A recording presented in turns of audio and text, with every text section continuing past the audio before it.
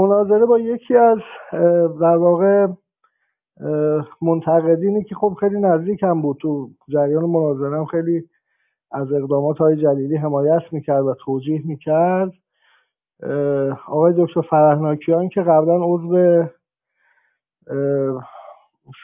همین کانون وکلا و شورای مرکزی کانون وکلا و این هیئت مدیره کانون وکلا بودن، دکترای نفت و گاز دارن و خب چند ساله که علیه در واقع قرارداد کرسنت صحبت میکنه. حالا من مال لابلای بحثایی که امشب میخوام عرض کنم اشاراتی به صحبت‌های ایشون هم میکنم. حالا امشب یه بخشی از موضوعی که تو دو جلسه قبل نگفتم رو هم سعی میکنم امشب بهش بپردازم که اون هم موضوع در واقع پرونده عباس یزدانپناهه که من حالا صبح بخشایش رو گفتم. به نظرم یکی از سرنخ‌های بسیار مهم برای فهم مسئله کرسنت در واقع پرونده آقای عباس یزدانپناه. ببینید، اولا نکاتی که آقای دکتر ناصری گفتن، من صبحم خدمتشون عرض کردم، من خب جست و گریخته و پراکنده دیده بودم، اما توضیح منسجمی که آقای دکتر دادن با فکتایی که ارائه دادن و بعد من رفتم چک کردم، مثلا اون مقطعی که آقای دکتر اشاره میکنن، پیغام هایی که از طرف شیخ قاسمی آمد، خب اون موقع به نظرم آقای دکتر ناصری، آقای محلوجی بخشی از مذاکرات رو پیش برد با امارت شارجه و خب اساس مسئله هم از همین جا شروع شد. یعنی قرارداد کرسنت فقط یک قرارداد فروش گاز ترش نیست، یک قرارداد استراتژیک بوده برای حل بخشی از مسائل ایران در منطقه که خب از همین جهت هم هست. من این یک دو تا نکته در تکمیل فرمایشات های دکتر ناصری عرض کنم، بعد وارد جزئیات بشم. ببینید در ویکیلیکس اگر دوستان شیخ شارجه هم این نظر رو داشت، این بحث این که فقط فروش گاز نبود، مسائل امنیتی و اینا بود. میخوام ببینم شیخ شارجه هم این مد نظرش بود در اون رقابت‌های داخلی خودشون یا نه؟ آره دیگه، آقای دکتر ناصری توضیح دادن دیگه، بخشی از در واقع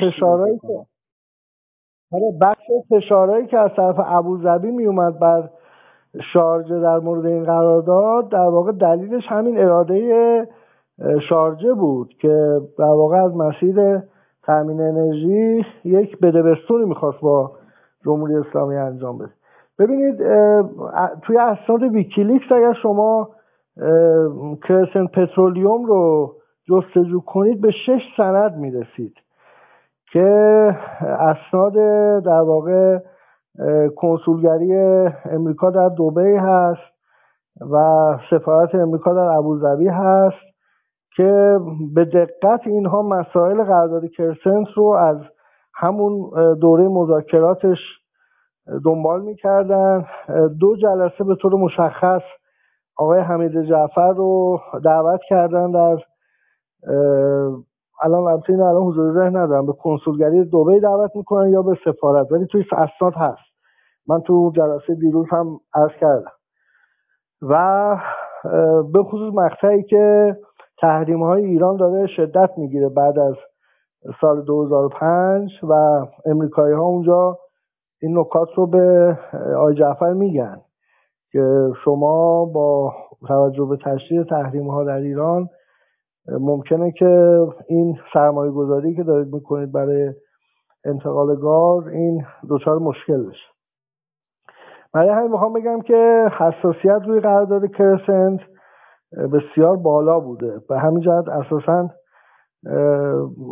توجه به ابعاد غیر اقتصادی این مسئله، یعنی ابعاد امنیتی و منطقه‌ای این مسئله قرارداد کرسنت خیلی میتونه کمک کنه برای اینکه اساسا ما بدونیم چه وضعیت این قرارداد داشت. ببینید خب قرارداد کرسنت تقریبا اون مقدماتش رو دکتر ناصری کامل توضیح دادن. وقتی مذاکرات شروع میشه، خب میدونید این گاز در واقع توی میدان مشترکه که ابوظبی هم برداشت میکرده از محله میدان. خب با همین سیاستی که از دولت‌های هاشمی شروع شد و توی دوره هم خود آقای مهدی هاشمی پسر مرحوم آیت الله هاشمی مدیر بین الملل شرکت گاز بودن، این مذاکرات انجام میشه. تقریبا تا سال 79 مذاکرات به نوعی سطحی مذاکرات آقای مهدی هاشمیه که از قرارداد اون موقع منعقد نمیشه، اما آقای مهدی هاشمی از همین منظری که آقای دکتر ناصری گفتن، چون احساس میکنن این موضوع داره به حاشیه میره، استعفا میدن. یعنی از مدیریت بین‌المللی شرکت گاز استعفا میده. اونجا هم تو استعفانامه‌اش هم هست که نوشته من فکر میکردم قرارداد کرسنت به سمت حل مسائل جزایر باید پیش بره، الان تو مذاکرات این بهش توجه نشده و من پیشنهادم اینه که ما این قرارداد رو در واقع توی مسیر دیگه‌ای ببریم. آقای زنگنه نمیپذیره. میدونید دیگه سر این قرارداد بین آقای مهدی هاشمی و آقای زنگنه اختلاف پیش میاد و اساسا اون موضعی که حالا من میرسم بهش، اون موضعی که بعداً سال 81 آقای روحانی علیه قرارداد کرسنت گرفت، دقیقاً به خاطر مشاوره‌ای که آقای مهدی هاشمی داد به آقای روحانی. یعنی من تو اون پرونده‌های کرسنت که آقای کردان مرحوم آقای کردان داشت، من حتی دستخط آقای مهدی هاشمی رو دیدم که اون دیتاها رو ایشون در واقع نوشته بود در نقد قرارداد کرسنت. خب یه بخشی از ماجرا اینجا روشن میشه دیگه. یعنی ببینید یکی از نمادهایی که دارن مرتب بهش حمله میکنن، یک نماد واهی درست کردن به عنوان فساد کرسنت که بعد خب امتدادش میشه ماجرای عباس یزدانپناه. آقای مهدی هاشمیه دیگه، میگن ایشون رفته اونجا حالا سهم خواسته یا پورسانت خواسته و اینها و ایشون رو متهم میکنن دیگه، میگن ایشون این قرارداد رو بسته و خواسته جیب خودش رو پر کنه. در دیگه مهدی هاشمی اردیبهشت 79 من کپی استعفانامه‌اش هم دارم، یعنی حالا لازم باشه متن استعفانامه‌اش هم میتونم بخونم. پاسخ آقای زنگنه هم در واقع ذیل این هست که بعد از ایشون آقای رهگذر میاد در واقع کارو، یعنی پای قرارداد امضای رهگذر. حالا این حواشی از چه جهت اهمیت داره؟ ببینید من این نکته رو ابتدا بگم. در تمام این در واقع 22 سالی که قرارداد کرسنت نقل محافل ایران بوده، شما تنها چیزی که میشنوید مسئله فساده و میشنوید که در کرسنت فساد شده، اما هیچ سندی وجود نداره جز اقدامات آقای علی ترقیجاه که اصلا نه مقام دولتیه، یک کارچاخکن سیاسیه به جهت ارتباطاتی که با ارتباطات نسبی که با یکی از چهره‌های بلندپایه جریان اصولگرا داره که اون فرد در شورای هماهنگی نیروهای انقلاب و اینها چهره بسیار شاخصی هست. آقای علی ترقیجاه برادر داماد اون فرده. اون فرد بسیار سطح ارتباطی بالایی تو سطوح حاکمیتی داره و آقای ترقیجاه به خاطر اون موقعیتی که داشته معروف بوده که پاکت میداده به در واقع دفاتر مقامات کشور که بتونه راه پیدا کنه. یعنی شما در گزارش هیئت داوری در دیوان لاحه رو وقتی میخونید، حالا من بخشایش رو میخونم، وقتی منشی آقای ترقیجاه مورد سوال قرار میگیرن، اونجا احضار میشن و یه خانمی هستن به نام خانم مریم، حالا فامیلیشون هم با حرف قین شروع میشه، من کامل نمیگم که تبعات حقوقی نداشته باشه. ایشون اونجا متن اظهاراتش توی پرونده ثبت این خانم میگه که من یه پاکت 5 میلیون تومانی سال 82 اون مرحله‌ای که داره در واقع الحاقیه ها داره، یعنی قرارداد کرسنت در واقع مصوب شده و حالا یه مجموعه از الحاقیه ها هست که اون تمدیدهایی که در واقع تو بازهای زمانی قرارداد بوده باید تمدید میشده. ایشون میگه اونجا میگه که من یک پاکت 5 میلیون تومانی دادم به منشی آقای زنگنه که ایشون یه وقت تنظیم کرد که آقای حمید جعفر و آقای ترقیجاه تونستن یه ملاقات تقریبا 40 دقیقه‌ای با آقای زنگنه داشته باشه. این نشون میده که آقای زنگنه خودش در بازی اینها نبوده، یعنی سطح فساد در حد منشی بوده که حالا یه شیرینی بهش اینم خیلی مرسومه دیگه. من خاطرم از مثلا در خود دولت‌های احمدی نژاد بارها ما می‌دیدیم که منشی‌های دفتر رئیس جمهور ناگهان تغییر کردن. میگفتیم چی شده؟ گفتن آره فلانی مثلا 5 تا سکه گرفته که یه نامه رو مثلا از آقای احمدی نژاد بردن دستور دادن یا یه وقتی گرفتن، این مشخص شده عضو منشی رو خواستن. میخوام بگم خیلی اتفاق عجیب و غریبی نیست این اقداماتی که فقط دوستانی که توی سیستم کار اداری کردن میدونن. بخاطر اون پوزیشن ها یک قیمتی داره دیگه، یعنی فرد بالاخره اگر بخواد وارد این نوع بازی ها بشه این زمینه رو افراد براش فراهم میکنه. یعنی کل فسادی که در پرونده کرسنت هست اینه اقدامات علی ترقیجاهه که به خاطر اینکه بتواند به دفاتر مقامات راه پیدا کنه منشیش پاکت هایی رو میداده و افراد میتونستن از طریق دفاتر ایشون آقای حمید جعفر رو میبرده ملاقات.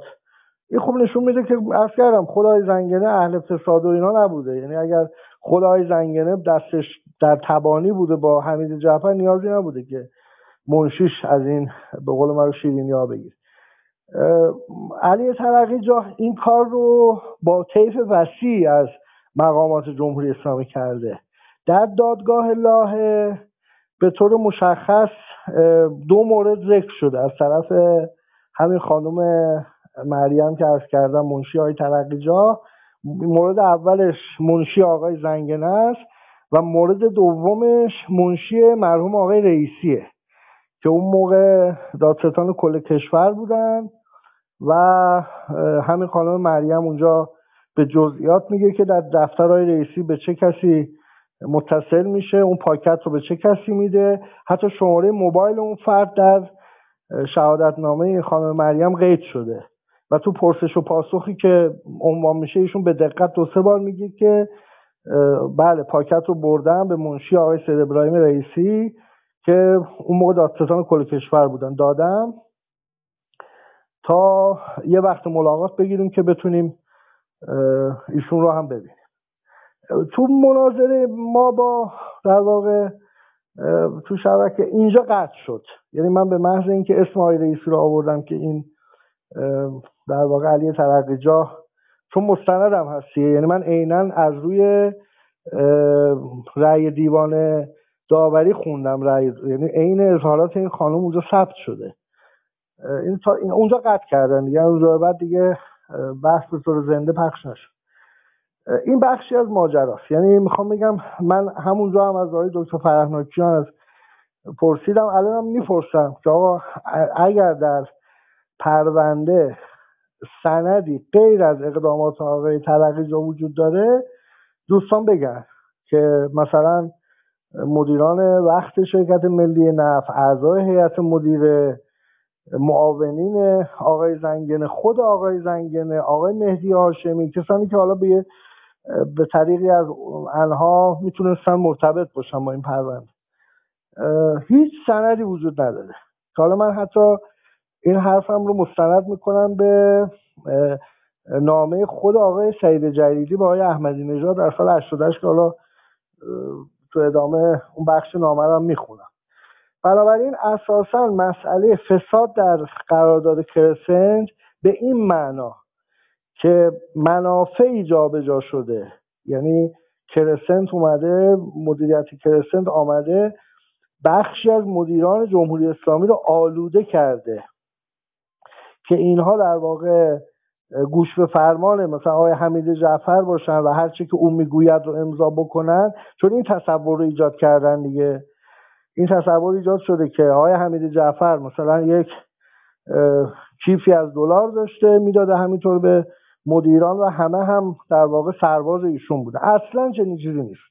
حتی به اندازه یک برگه در مورد مدیران دولتی در دولت آقای خاتمی در وزارت نفت سندی وجود نداره. در هیچ دادگاهی هم تو این زمینه سندی ارائه نشده که حالا من در حکم نهایی دادگاه لندن هم میخونم، این اونجا هم بهش اشاره شده که این سندی در خصوص فساد در قرارداد کرسنت وجود داره. خب اینها بعد از دولت آقای خاتمی، وقتی دولت آقای احمدی نژاد بر سر کار آمد، اولین بار آقای رحیمی اون موقع رئیس دیوان محاسبات بود.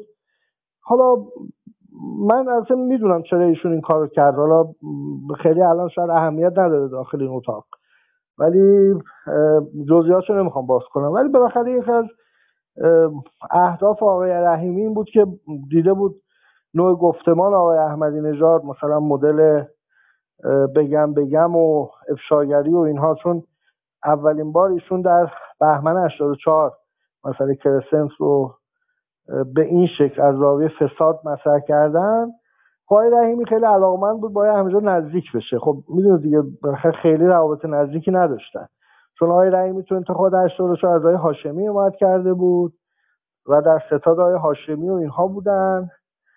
آقای رحیمی خب خیلی علاقمند بود که وارد دولت بشه و چون در یک دوره هم ایشون استاندار کردستان بود، آقای احمدی استاندار اردبیل بود، تلقیش این بود که مثلا میتونه از این روابط قدیمی استفاده کنه. برای همین نحوه ورودش به مسئله کرسنت بخشیش من معتقدم انگیزه شخصی آقای رحیمی بود که به نوعی خاص دلبری کنه از آقای احمدی نژاد برای اینکه بتونه وارد دولت بشه. مدتی بعد ایشون در سال 85 یه مصاحبه دیگری کرد، گفت من سوریه رفته بودم، اونجا یه سری جوانان سوری به من گفتند که اگر تو این از پیامبری ظهور میکرد، اون پیامبر در قامت محمود احمدی نژاد بود، یعنی در این ادبیات و این کاراکتر و اینها. نمیدونم دوستان خاطرشون که خیلی صدا کرد اون ایام. خب آقای احمدی نژاد اوایل دولتش از این بحثا خوشش میومد دیگه، که بعد از مدتی از این صحبت آقای رحیمی شد معاون حقوقی رئیس جمهور، این از دیوان کنار اومد و شد معاون حقوقی آقای احمدی نژاد. بخشی از ماجرا این گونه است، یعنی آقای رحیمی خواست با این نوع نحوه ورود به پرونده کرسنت خودش رو با آقای احمدی نژاد نزدیک کنه. در این حال خب روایتی هم که از پرونده ارائه میداد تلقیش این بود که مطلوب آقای احمدی نژاده، یعنی روایتی که اصلاح طلبها رو داره میزنه، زنگنه رو داره میزنه، خانواده آقای هاشمی رو داره میزنه. تلقیش این بود که احمدی نژاد از این المان ها خوشش میاد، تخریب آقای هاشمی، تخریب دولت اصلاحات. به نظرم شاید تو اون مقطع خیلی هم اشتباه نمیکرد، یعنی برآوردش برآورد نادرستی نبود. علیال آقای رحیمی از اینجا شروع کرد، مسئله رو به فضای رسانه کشون، مسئله کرسنت رو، اونم از منظر فساد اومد گفت فساد در قرارداد رخ داده.